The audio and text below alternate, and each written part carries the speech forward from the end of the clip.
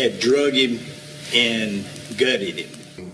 They stabbed him 18 to 30 times, drug him up and down the power line. Timothy Coggins was tragically murdered on October 9th, 1983, a crime so horrific that its impact would cast a shadow over Georgia for more than 3 decades. His pants, his underwear, his blue jeans, covered in mud and blood, ripped to his knees.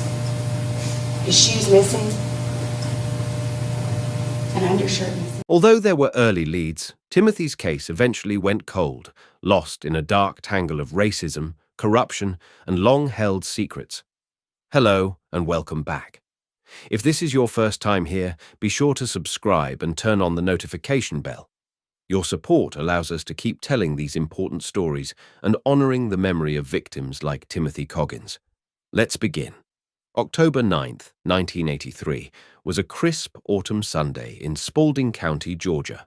That morning, a group of squirrel hunters ventured into the fields just north of Griffin, expecting a peaceful outing. But instead of tranquility, they stumbled upon horror. Beneath a large oak tree, grimly known as the hanging tree, lay the savagely beaten body of a young black man. His injuries were so severe that he was completely unrecognizable. Authorities were immediately alerted. Deputies from the Spalding County Sheriff's Department arrived to find a scene straight out of a nightmare. The victim was shirtless, with his pants and underwear pulled down to his knees. His body was marked by deep bruises, cuts, and most chillingly, an X carved into his abdomen, a grotesque signature left behind. The ground nearby was scarred with tire tracks, etched in the dirt like a chaotic map. Near those tracks lay a blood-soaked, inside-out sweater tossed aside like garbage. Investigators believed he had been dragged behind a vehicle, his body scraping over the rough earth before being dumped under the infamous tree. There was no murder weapon at the scene, but investigators recovered disturbing items. An empty bottle of Jack Daniels, a wooden table leg wrapped in black insulation tape, and patches of blood scattered around the field. Sand samples and other evidence were collected. The body was sent to the coroner for identification and to determine the exact cause of death. The autopsy confirmed the horror. The victim had been stabbed repeatedly, including a wound behind the knee meant to sever tendons and disable him. His skull was crushed, his head beaten with a blunt object, likely the table leg found nearby. 2 large X carvings were discovered on his torso and back, believed to mimic the Confederate flag, a vile symbol of hate. The coroner estimated the victim had died roughly 36 hours before discovery, likely on Friday, October 7th, 1983. His cause of death was fatal blood loss. His face was so badly disfigured that identification seemed impossible. He was believed to be in his early to mid-20s, around 5'7", and had one small clue, a tattoo on his hand. But no missing persons reports matched. In hopes of identifying the victim, the Sheriff's Department called on Patrolman Oscar Jordan, one of the few black officers in the county. With racial tensions high and deep distrust between the black community and the mostly white police force, Jordan was tasked with bridging that divide. His goal, earn the community's trust and find someone who could identify the body. For 2 days, Jordan knocked on doors, showing autopsy photos of the beaten man. Most couldn't bear to look, let alone recognize the face. He was nearly ready to give up when he arrived at the home of the Coggins family in Griffin. A young woman, Timothy Coggins, answered the door. At first, she didn't recognize the man, but then she saw the tattoo. Her heart dropped. It was her older brother, 23-year-old Timothy Coggins. Timothy Wayne Coggins was born on October 29, 1960, in Griffin, Georgia. He was the 4th of 9 siblings, raised in a lively household by his loving mother, Viola, and stepfather, Robert Dorsey. Timothy had a magnetic personality. His bright smile and laid-back charm made him well-loved throughout the community. In Griffin, he was something of a hometown favorite. He worked various handyman jobs and was always willing to lend a helping hand.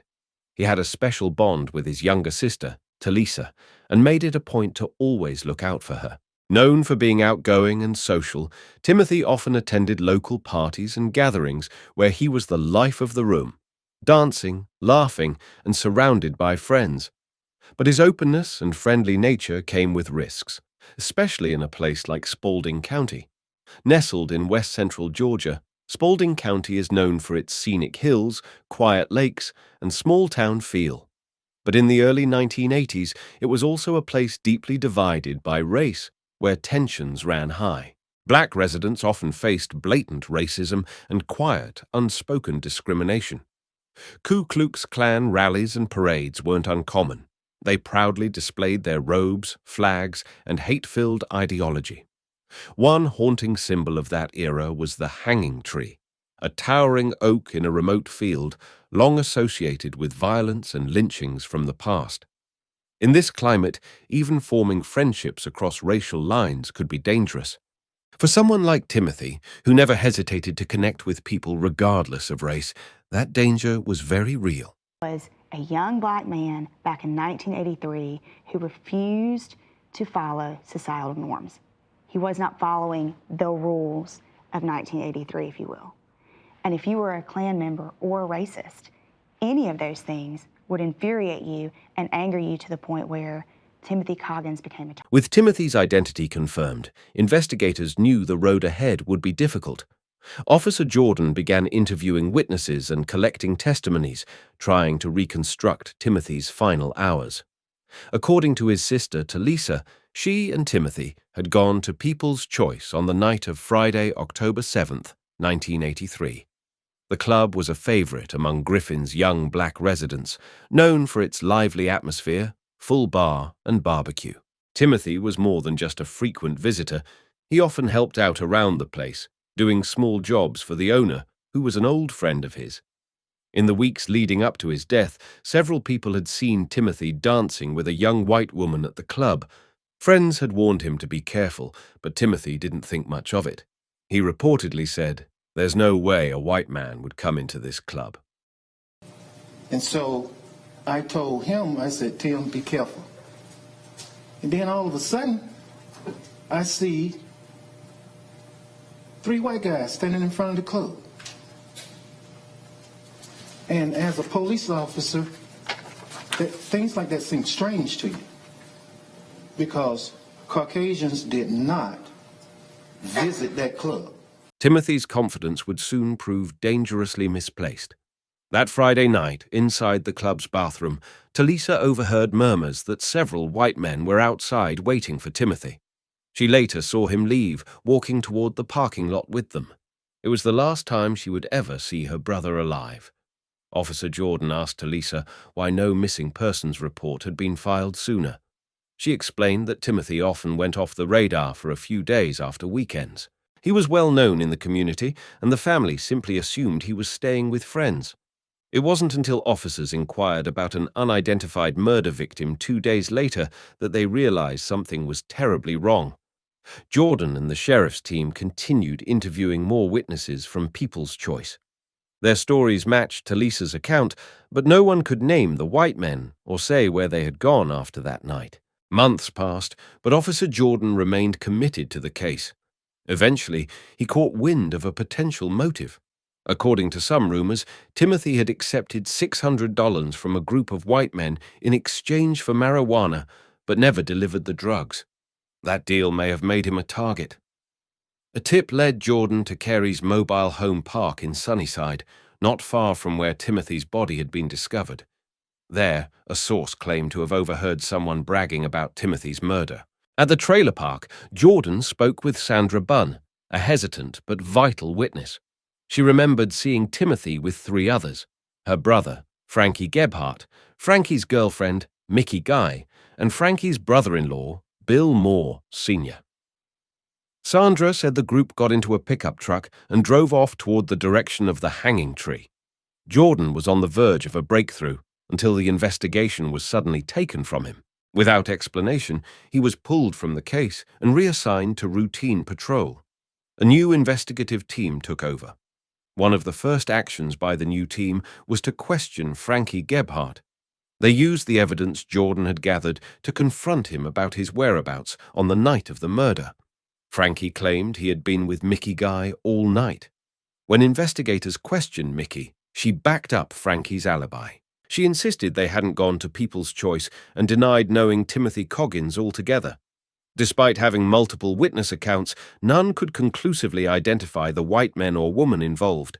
Even worse, investigators failed to pursue the lead about Bill Moore Sr., a name that had surfaced repeatedly. A search of Gebhardt's trailer turned up nothing.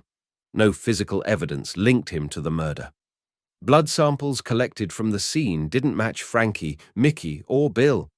In the early 1980s, DNA analysis was still in its infancy. The lack of solid evidence pushed the case into a standstill. Although there were strong suspicions that key facts were being kept hidden, the investigation came to a quiet halt. The murder of Timothy Coggins was effectively closed. Someone out there knew the truth. But the question remained, would they ever come forward? Timothy's life had ended, but the terror for his family was just beginning. The first threat came in the form of a chilling, anonymous phone call to his stepfather. The voice on the other end warned, if the family didn't stop pushing for justice, more of them would die. Soon after, his stepfather made a gruesome discovery, a blood-soaked T-shirt left on the school bus he drove for work. It was a cruel echo of the crime scene, a taunt meant to terrify. The intimidation only escalated. One night, as the family sat in their living room watching television, a brick crashed through the window. Scrawled across it in jagged handwriting were two terrifying words: "You're next." The most horrifying act came when the family discovered a decapitated black dog left on their front porch. Attached to it was the same message: "You're next."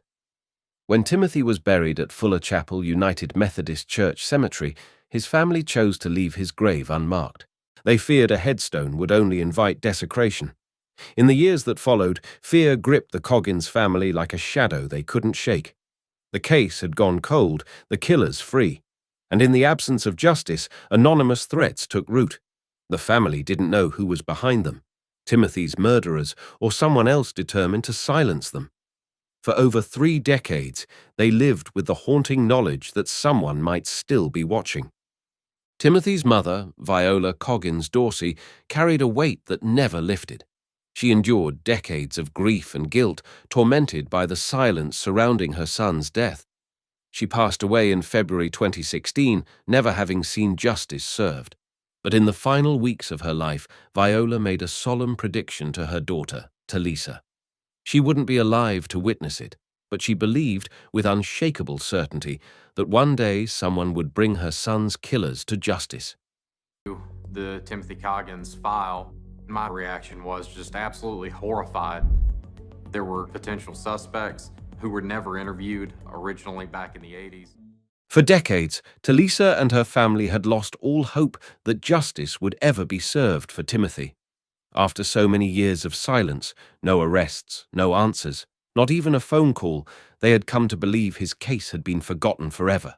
But in a stunning turn of fate, everything changed in July 2017. Talisa's phone rang. On the other end was a voice she didn't expect, an investigator with news that would shake her world to its core. You just feel that you're in a small, racist South Georgia town and nobody really cares about the justice for your family and what have been done to your loved one. Did that haunt the family, not having those answers? Absolutely, absolutely. It haunted our family until July 26, 2016, when Sheriff Dix called and said, hey, I think we're going to reopen Tim's case.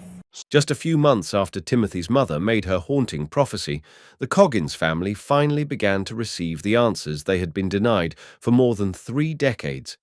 In the winter of 2016, nearly 34 years after Timothy Coggins' horrific murder, a new investigator took a fresh look at the case. His name was Special Agent Jared Coleman from the Georgia Bureau of Investigation. Then, in just his 2nd year with the agency, Coleman had been assigned to review cold cases, and the unsolved murder of Timothy Coggins immediately stood out. As he pored over the original case file, Coleman was stunned by what he found: a troubling lack of investigative follow-through. Evidence had been mishandled, suspects ignored, and crucial leads left untouched. Determined to correct the mistakes of the past, Coleman fully immersed himself in the case. One of the first glaring issues he noticed was the numerous inconsistencies in the 1983 interviews with Frankie Gebhardt and Mickey Guy. Even more troubling was the complete lack of attention given to the third suspect, Bill Moore Sr. There had been no follow-up, no interviews, nothing. In 2007, the Georgia Bureau of Investigation received an unexpected letter from an inmate named Christopher Vaughn, who was serving time for pedophilia. In his letter, Vaughn made a shocking claim. He had vital information about the unsolved murder of Timothy Coggins. Vaughn revealed that he had been just 10 years old when, along with other squirrel hunters, he had stumbled upon Timothy's brutalized body near the hanging tree back in 1983. Spurred by Vaughn's letter, Coleman reached out to Darrell Dix, the newly elected sheriff of Spalding County. Sheriff Dix, eager to restore credibility to the department, saw this as a chance to heal the rift between law enforcement and the community. It was a horrible death. It was a torturous death. A visit to the crime scene only confirmed what Special Agent Jared Coleman had long suspected. This was not merely a brutal killing, but a lynching. Timothy had been tortured, savagely beaten, and left to die in that desolate field. Meanwhile, Sheriff Darrell Dix requested all the original evidence. However, when Sheriff Dix went through the records, he was horrified to find that most of the key evidence had mysteriously disappeared. The whiskey bottle, the wooden table leg, the bloody sweatshirt, and even the tire track impressions. Everything was gone. This wasn't a simple mishap, it was a deliberate cover-up by the very investigators who were supposed to bring justice to the case. Undeterred, Sheriff Dix began reviewing other cases tied to hate crimes and racial violence from the 1980s. He uncovered a journal dated 1982, written by an undercover detective, which revealed his attempts to infiltrate the Ku Klux Klan. Over time, the detective earned the Klan's trust, and during one of their meetings, it was disclosed that several high-ranking members of the Spalding County Sheriff's Department and the Griffin Police Department had been inducted into the Klan. These were the very officials who were supposed to protect the public, but instead they were sabotaging the investigation, hiding behind their badges while shielding their fellow Klansmen. With renewed resolve, Coleman and Dix pressed forward, determined to uncover the conspiracy that had silenced Timothy's voice for so long. On April 26, 2017, they were ready to confront the decades-old cover-up and hold those responsible for Timothy's death accountable. Coleman visited Christopher Vaughn in prison. Two names continually surfaced during Vaughn's testimony: Frankie Gebhardt and Bill Moore. Vaughn recalled overhearing Gebhardt boast about killing a black man back in 1983. Over the years, Gebhardt's dark pride only grew stronger, and he would often refer to Timothy's murder as his badge of honor. In a chilling admission, Gebhardt confessed to Vaughn that he had destroyed all the evidence, burning it and dumping it down a well on his property. On the night of Timothy's murder, Vaughn witnessed Gebhardt, Mickey Guy, and Bill Moore arguing with Timothy. Gebhardt had discovered that his girlfriend, Mickey, was not only having an affair, but had also been intimate with Timothy. This revelation struck Coleman and his team like a lightning bolt. They now suspected that Mickey was the very same woman seen dancing with Timothy at the club. Unfortunately, confirmation was impossible. Mickey had left Georgia shortly after the murder and passed away in 2010, taking her secrets with her to the grave. Despite this setback, the investigation pressed on. There were still 2 living suspects to interrogate, and the investigators were determined not to let them slip away. The first suspect, Bill Moore Sr., proved to be a tough nut to crack.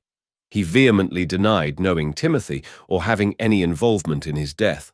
Coleman could sense that Moore was lying, but they decided not to press him too hard just yet. Instead, they shifted their focus to Frankie Gebhardt, who was already in custody at the Spalding County Detention Center on charges of sexual assault.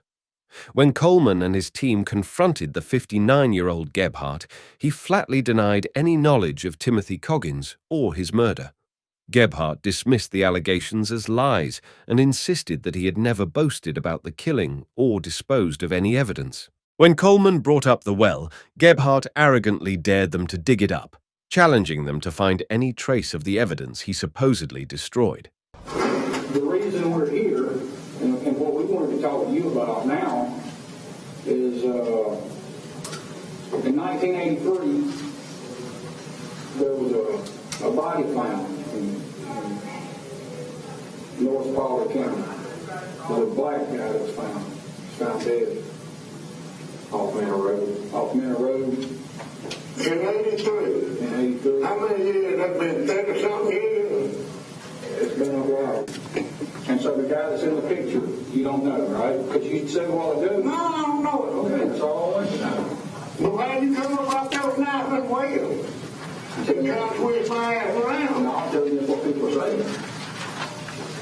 Now you're trying to twist my ass around. What you trying to do? I'm telling you what people are saying. I don't care what you say. Okay. They're saying that you said that you threw the knife. I don't care what you say.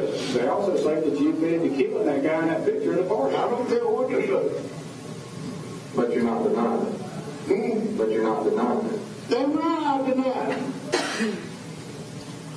So I know if I kill somebody or not. I ain't no damn fool. I might be crazy here, but I ain't no fool. Would you tell us if you killed somebody? You goddamn right I would. But when Coleman showed Gebhardt a photo of Timothy, he suddenly exploded in a fit of anger, spitting hateful and derogatory language. This violent reaction confirmed everything Coleman needed to know. Gebhardt had something to hide.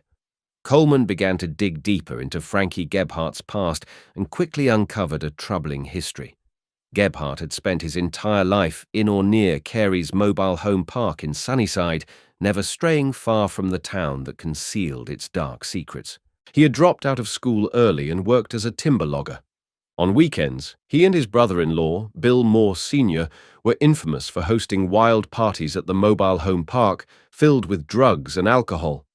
The two men were inseparable, known for their violent tempers, and often found themselves in front of a judge.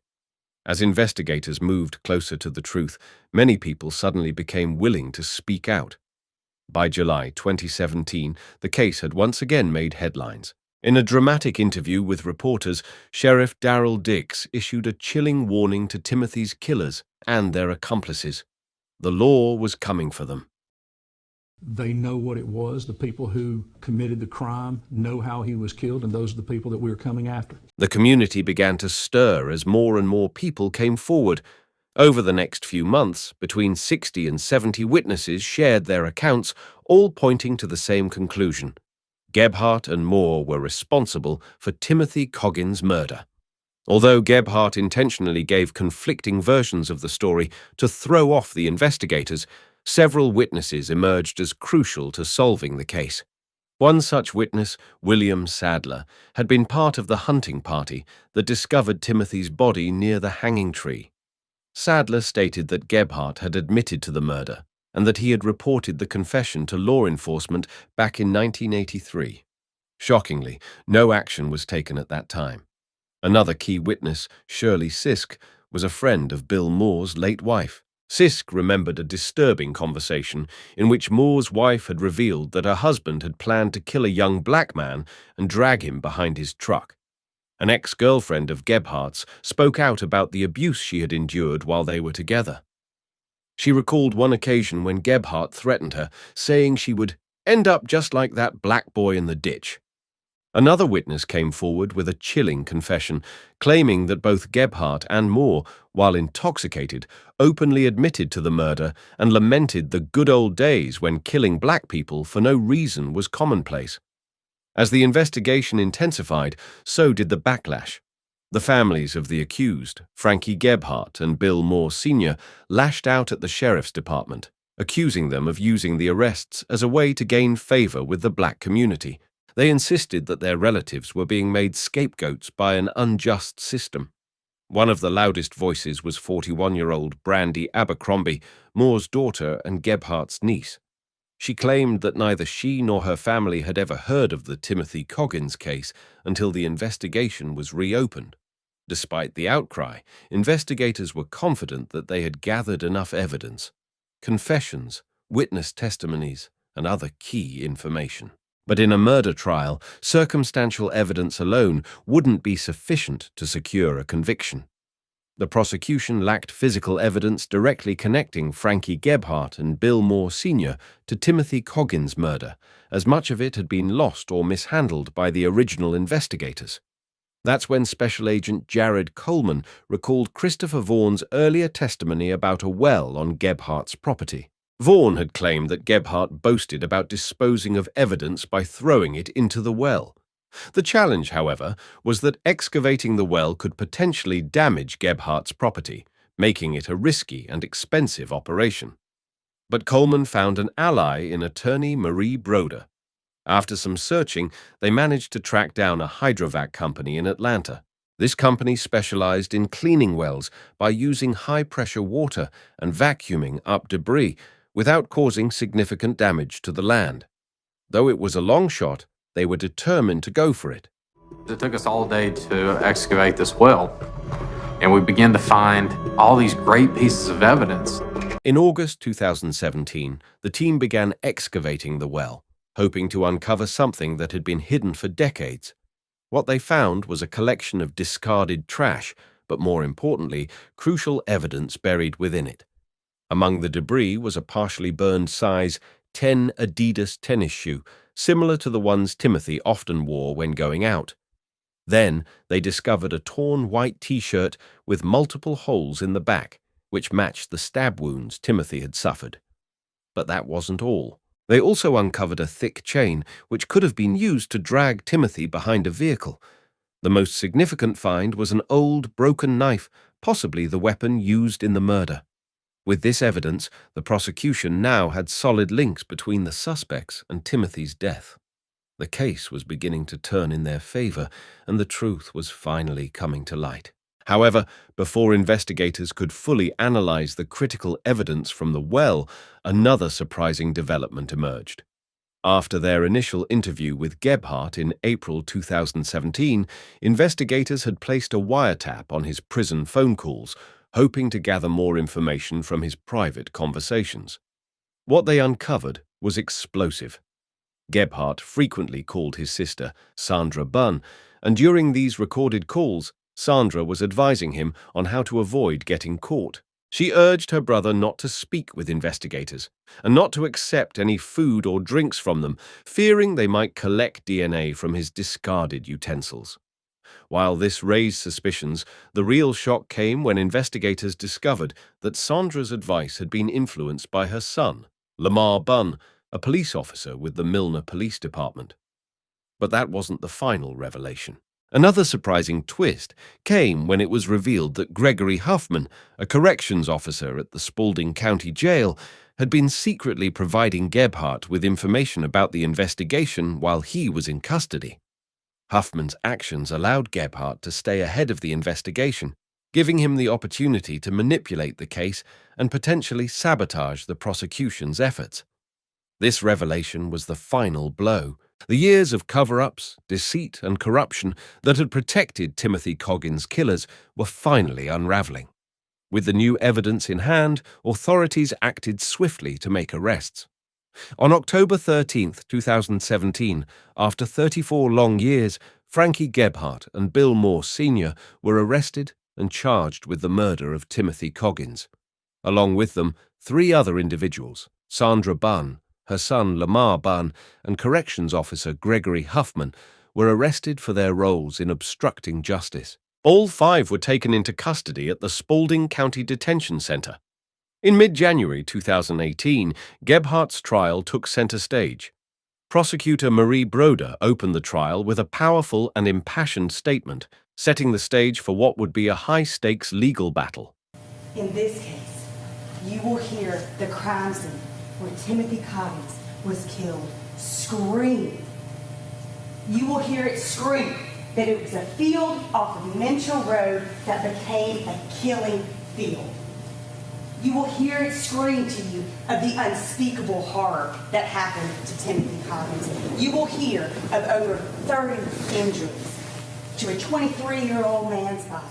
You will hear that he had dirt and the red clay in the ground batted in his hair. Abrasions all over him. His pants, his underwear, his blue jeans, covered in mud and blood, ripped to his knees. His shoes missing, an undershirt missing. According to the prosecution, On the evening of Friday, October 7, 1983, Timothy Coggins and Mickey Guy visited the People's Choice Club. Several witnesses confirmed seeing Timothy with a white woman, and it wasn't the first time they had been seen together. Word of their connection reached Mickey's then-boyfriend, Frankie Gebhardt. That night, Gebhardt and Bill Moore Sr. drove to the club to inquire about Timothy. At some point, Gebhardt entered the club and confronted Timothy and Mickey. Given Timothy's easygoing nature, he likely agreed to step outside and talk. The four, Timothy, Mickey, Gebhardt, and Moore, then made their way to Carey's mobile home park. They lured Timothy and Mickey to an open field near the infamous hanging tree, where Timothy's fate would be sealed. In a brutal attack, Gebhardt and Moore disabled Timothy by severing his tendons and then viciously stabbed him multiple times in the back. As Timothy lay helpless, they carved 2 large X's into his back and abdomen. They bludgeoned him with a table leg and chained his body to the back of their pickup truck.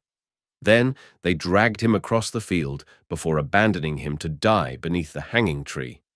After the attack, the trio returned to Gebhardt's home, where they disposed of the evidence by burning it and dumping it into a well.